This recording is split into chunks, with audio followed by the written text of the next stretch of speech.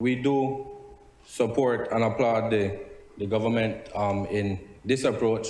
However, we want to express, just as before with the education, that equal access and availability to these type of finances is across the board and it's not politicized.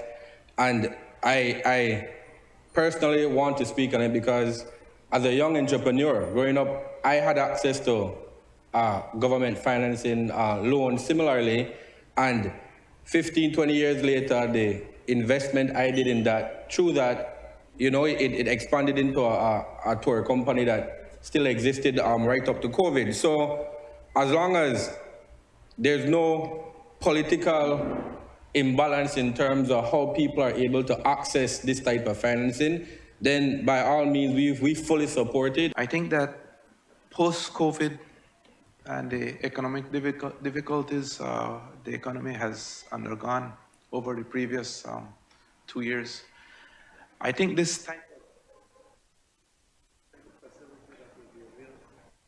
that will be available to the private sector, I think is extremely timely.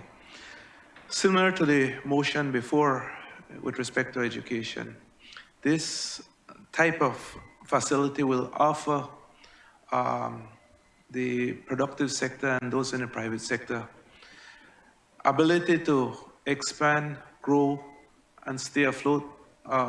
Maybe look at other areas that they could get in that could bring economic benefits not only to themselves but also to the country. If you put this type of money into the private sector, that it will also provide employment to a lot of people who need those employment. And if you look at this, we're talking about the productive sector, which will inevitably and probably predominantly be in the rural areas.